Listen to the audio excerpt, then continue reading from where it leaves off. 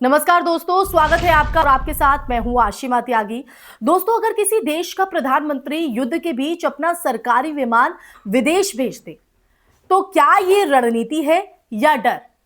और अगर वो देश है इजराइल और प्रधानमंत्री हैं बेंजामिन नेतन्याहू, तो सवाल और गहरे हो जाते हैं। दरअसल हाल ही में खबर आई कि इजराइल ने सुरक्षा कारणों से अपना जो आधिकारिक सरकारी विमान है वो जर्मनी भेज दिया है। जर्मनी के चांसलर फ्रेडरिक मर्ज के प्रवक्ता ने इसकी पुष्टि की है। रिपोर्ट्स के मुताबिक ये जो कदम है वो ईरान से बढ़ते सैन्य खतरे के बीच उठाया गया।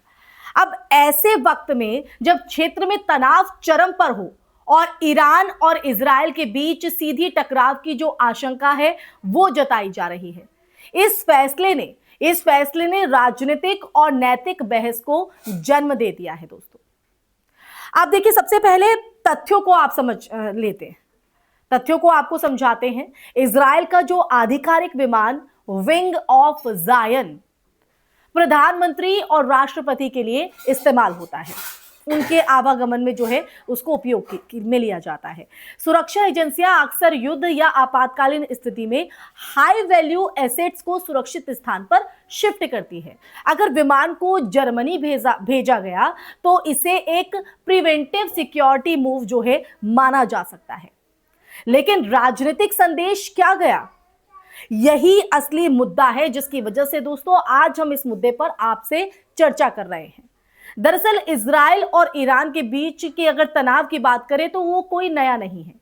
गजा युद्ध, लेबनान में हिजबुल्लाह की सक्रियता, सीरिया में एयर स्ट्राइक और हालिया मिसाइली हमलों ने पूरे पश्चिमी एशिया को अस्थिर कर दिया है, हलचल मचाई हुई है।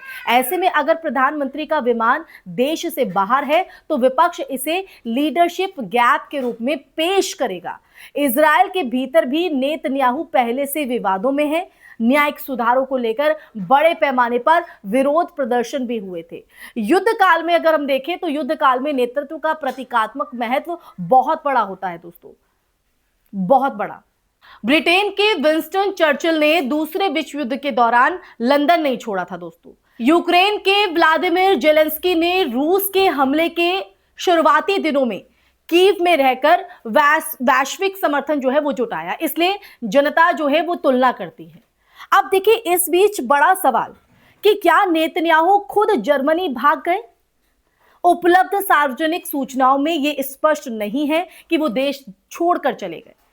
पुष्टि केवल विमान के स्थानांतरण की है, इसलिए यह कहना कि प्रधानमंत्री भाग गए अभी तक पुष्ट तथ्य नहीं है। लेकिन राजनीतिक नैरेटिव अक्सर प्रतीकों से बनता है दोस्तों, दस्तावेजों से नहीं। अगर जनता को लगे कि नेतृत्व सुरक्षित है और नागरिक खतरे में, तो असंतोष बढ़ता है, अविश्वास भी बढ़ता है जनता का। खाड़ी देशों को जंग में झोंकने के आरोप भी इसी संदर्भ में उठता है दोस्तों। इजराइल की क्षेत्रीय रणनीति, ईरान के प्रभाव को सीमित करना, अरब देशों के साथ अब्राहिम समझौते के तहत रिश्ते मजबूत करना, ये तमाम चीजों ने ना पश्चिमी एशिया की राजनीति को बदल कर रख दिया है। सऊदी अरबिया, यूनाइटेड अरब और जैसे देशों के साथ कहीं ना कहीं संबंधों ने एक नया भू राजनीतिक समीकरण जो है वो बनाया है दोस्तों। लेकिन अगर क्षेत्रीय युद्ध बढ़ता है, भड़कता है, तो सबसे ज्यादा कीमत आम नागरिक चुकाते हैं। जी हां, आप जैसे, हम जैसे लोग जिनका इससे कोई लेना देना नहीं है, चाहे वो इजराइल में हो, गजा में हो, लेबनान में हो या तेहरान में हो या फिर किसी भी देश में हो। रणनीतिक दृष्टि से अगर हम देखें तो सरकारें जो हैं अक्सर जो कंटिन्यूटी ऑफ गवर्नमेंट प्लान जो है वो बनाती है। अमेरिका से लेकर यूरोप तक संवेदनशील संसाधनों को सुरक्षित जगहों पर रखने की जो परंपरा है। जर्मनी जो नेटो का प्रमुख सदस्य है और इजराइल का करीबी सहयोगी भी, एक सुरक्षित विकल्प जो है वो माना जा सकता है। लेकिन लोकतांत्रिक राजनीति में धारणा भी उतनी ही शक्तिशाली होती है, उतनी ही पावरफुल होती है जितना वास्तविक खतरा। अगर जनता को पारदर्शिता ना मिले तो जो संदेह है ना वो पैदा होता है। अब ये जो घटना है हमें एक बड़े प्रश्न की तरफ ले जाती है। अब आपके मन में होगा कि हम कौन सा वो सवाल है दरअसल सवाल यह कि क्या आधुनिक युद्ध केवल मिसाइलों से लड़े जाते हैं या छवि और मनोबल से भी? इजराइल की सुरक्षा नीति लंबे समय से डिटरेंस पर आधारित रही है, यानी दुश्मन को यह विश्वास दिलाना कि जवाबी कार्रवाई बेहद कठोर होगी। ऐसे में नेतृत्व की हर जो गतिविधि है वो संदेश देती है। अगर संदेश डर का गया तो विरोधी उसे भुनाएंगे, अगर संदेश रणनीति का गया तो समर्थक इसे दूरदर्शिता बताएंगे। यानी दूरगामी जो इसका एक प्रभाव है वो यहां पर देखने को मिल सकता है। अब दोस्तों इस चर्चा के अंत पर आते हैं। इसके आखिरी पड़ाव को कहीं ना कहीं समझना बेहद जरूरी होता है। तो आखिर में बात सिर्फ एक विमान की नहीं है, जिसका जिक्र मैंने चर्चा की शुरुआत में किया। सिर्फ एक विमान की बात नहीं है, बात है भरोसे की। युद्ध के समय जनता अपने नेता की आंखों में स्थिरता देखना चाहती है। अगर फैसले सुरक्षा कारणों की वजह से लिए गए हैं तो स्पष्ट संवाद जरूरी है, जनता को बताना चाहिए। और अगर राजनीतिक समीकरणों के तहत है तो इतिहास उसका मूल्यांकन करेगा।